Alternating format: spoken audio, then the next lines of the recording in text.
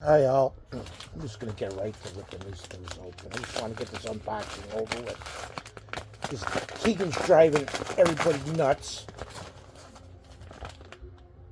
Huh.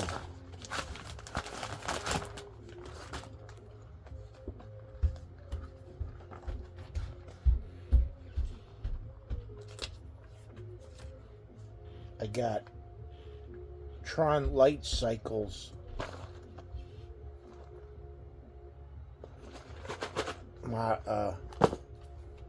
That was actually pretty fast. I got that. Now,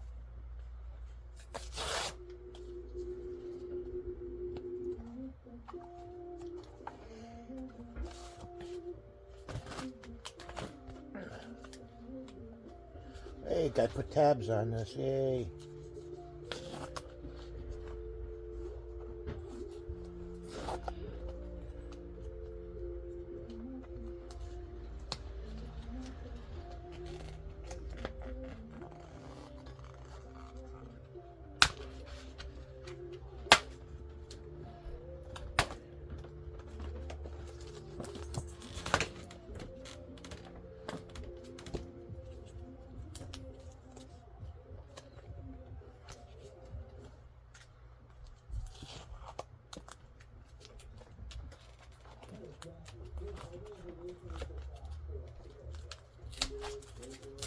My Arkham Asylum #1.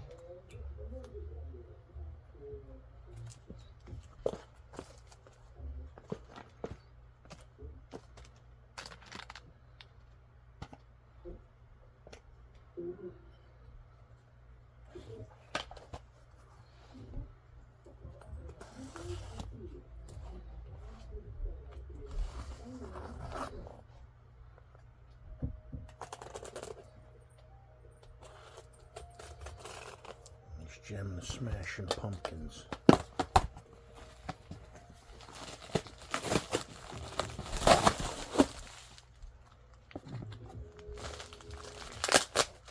I don't think he knows what he wants to listen to.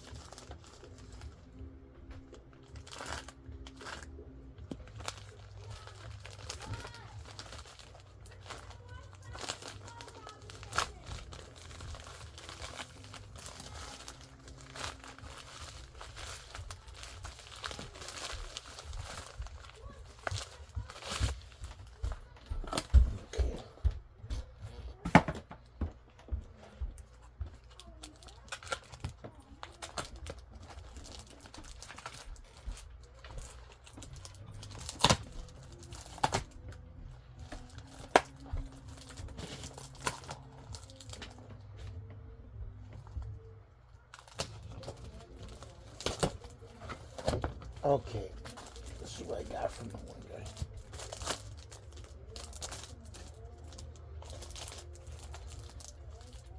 When I ordered from this seller, where's the flip? Is this it up here? Yep.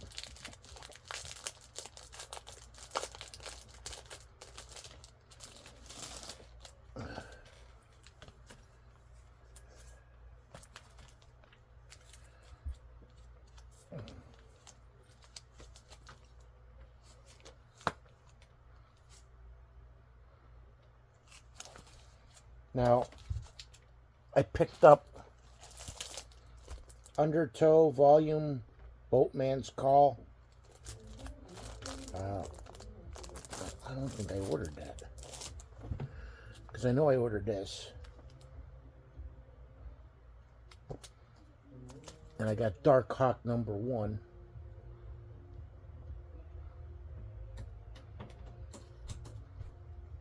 Which I actually thought it was an older. And I got White Widow #4, 2 different variants. And they're both autographed. So I got this one.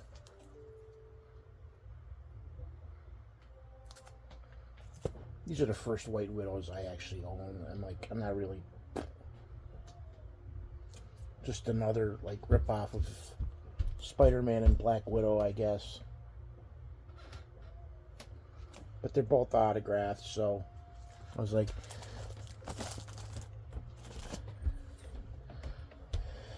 I got a ton of stuff coming from Temu. I still have, I'm hopefully, I was actually hoping that this would have been my big order. I finished off like 4 or 5 series, but not yet. I'm still waiting for a bunch of people to pay me on Facebook. I have 1, 2, 3, 4, 5, 6, 7 people that still have to pay me. And I'm glad I said pay me within 24 hours. Well, 48 hours, I meant 2 days. And my sale ended, and I had all the things done by Saturday. If I don't get paid by this Friday, I'm not even going to bother. I'm just going to report them and get them thrown off of Facebook, because it's ridiculous. I buy stuff, they get paid. You know, if there's a problem, I notify the person, but usually everybody gets paid within 24 hours.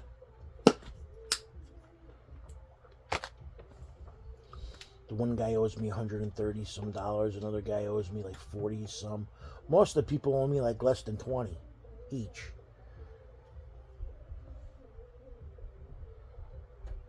The one guy gave me it was like, well, how much so shipping? I'm like, well, let's see.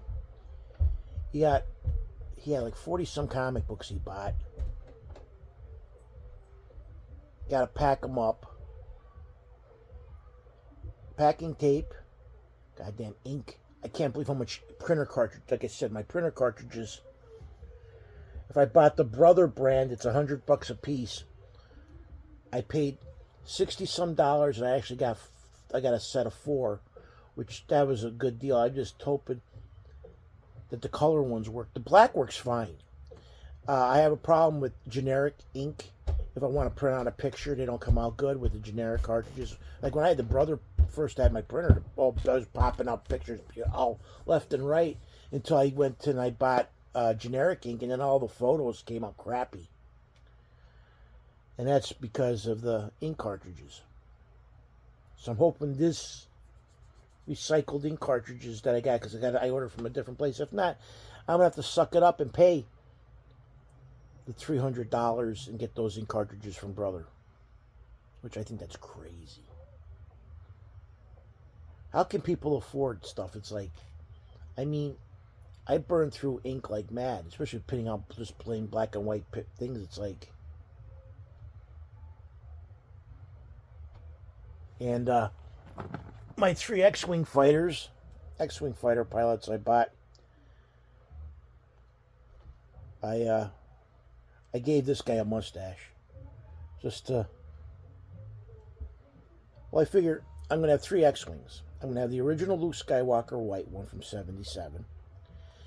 Then I got the gray one, which is, all I need is the 4 guns for in the canopy. And that'll be done. But I also have two snow speeders. So 2 of these go. And what I eventually want to do is I want to get one of these guys and change the color of his helmet to gold and put him in a Y-Wing.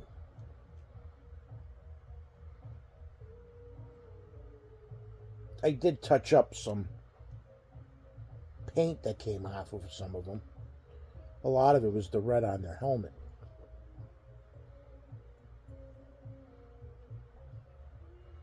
He looks funny, though. He reminds me of John Kratzenberger from Cheers.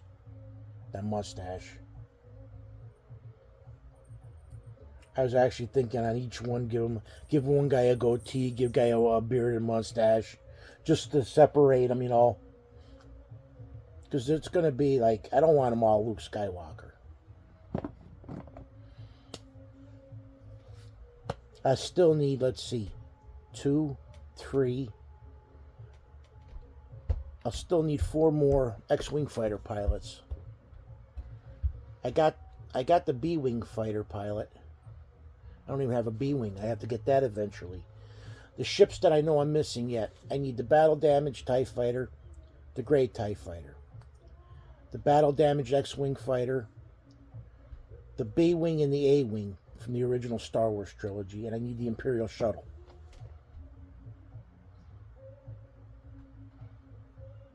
And the sad thing is, like I said, I had an X-Wing fighter when I was a kid that got replaced a couple years ago. I bought one for $25 and I restored it, and it works. It's beautiful. It's beautifully white, and everything works beautifully in it. So now he's listening to Christmas music. Now I got to go check this stuff out because I don't remember buying this at all. Undertow, Volume 1. Oh, it's autographed, too. So maybe I did buy it. Because I have a tendency to buy stuff that's autographed by somebody if it's dirt cheap. Because, I mean, where am I going to go anymore? I don't go anywhere. Am I going to go to meet somebody to sign? Because anytime I go anywhere, like when I did go, you have to pay to sign people. And it's like, cheapest autograph anymore when I went was $35, and I'm like, that's just nuts. When I first started going to these things, I can remember the first convention I ever went to was in Scranton, and Leonard Nimoy was there, and he didn't charge a dime. It was all paid by the ticket price to get in. And I think at the time it was like $10 a person. Nowadays you pay $30 to $50 for a day, and you get nothing for your $30 or $50. You're lucky if you get a pamphlet for the place. And autographs, forget it. I mean, no certification on them. It's just like, if I die, my family's never going to be able to get like all the autographs I have that I met the people. None of them are going to actually get any money because they're not certified. So when I paid $50 for Mariel Hemingway's autograph in the Star 80 poster and on my Playboy book, it's like, well, I'm gonna have to send it out to Beckett again. That's just all it is. It's a money racket. That's why it's like, I'm done. It used to be where the people would, they would get paid to do these shows, and their autographs for free. Now it's they do the shows and they get, they rake in buku bucks. And I'm done, because it seems like, if I ever became rich and famous, which that'll never happen, but still, if I ever did that, I think I would make time for fans, as long as I know the fans weren't making money off me. I'd give one autograph away to every fan. That's just, it's the guys like the one comic book story I said about the guy had a long box, went up to the guy because the guy did, and then he went and put all the books up on eBay. Now that, to me, that's just disgusting. If I ever did something like that, it'd be just in my collection. And I would ask the guy, I would say, if you ever end up in Pennsylvania, stop by my house. You'll see, I don't ever get rid of stuff that I don't have. I only get rid of doubles. I really want my museum. Or maybe, down the road, the kids. Maybe I'll get Keegan when he's older. Because Lexi's starting to come around and saying that. Because I keep asking Lex, you want the stuff? She's like, yeah. And I'm like, because if she didn't want this stuff, I was thinking about liquidating. And I already know there's a bunch of people out there dying to get their hands on some of my stuff. Hell, just the toy collection. Well, okay. You figure I have enough for a comic book store, just with comics. I have enough for a baseball card shop, just with the sports cards. I have enough glasses. I have complete sets. Have some doubles, which I got slowly been getting rid of them. But I have the toys. I have the ornaments. I have the Barbies. I have some lunch boxes. I got some Pez dispensers. I got Beanie Babies and Bambinos, and just doesn't go, stuffed animals. plushies. It's just that I just kept going. I have some coinages, like pins, buttons, patches, posters. So it's not like I don't. I mean, if I decided at least I can sell one part, I'd probably start telling the kids, like, listen, if you guys don't want the stuff, especially with the video games, and I'll slowly put the stuff up for sale. As long as I get a percentage over what I paid for it, that's fine. But so far, all the kids keep saying they want the stuff. So as soon as they tell me they don't want it, because growing up, I traveled pretty much over Europe. There's a lot of places I would have loved to have gone and seen that I didn't get a chance to, like the pyramids. Never was to England. I'd like to see Stonehenge, Big Ben Parliament. Yo, kids, Big Ben Parliament. I would love to go to see Easter Island, Machu Picchu, the Great Wall, Mount Fuji. Go to Thailand. Go to Australia. Go to Rio de Janeiro. Go see the Grand Canyon, the Alamo. Go to Yellowstone, but knowing my luck, I'll go to Yellowstone. That big old lava thing will blow up, and I'll be dead. That's just, my luck is, well, over the years, living overseas, 1 week after we came home from Greece, the place where we went and had breakfast twice, and a car bomb went off in front of us, so we missed that.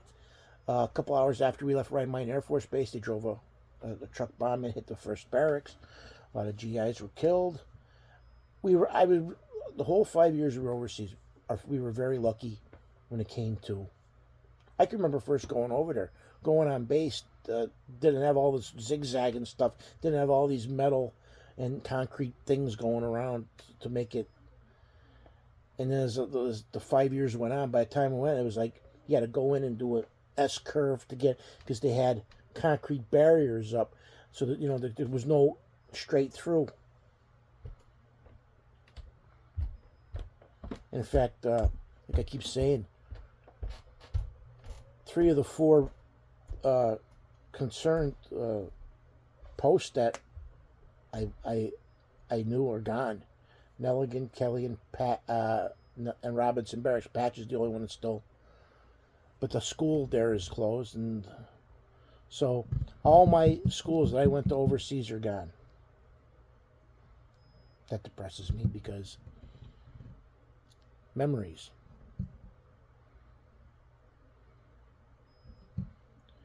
But that does it for this edition, and as always, thank you all for viewing and subscribing.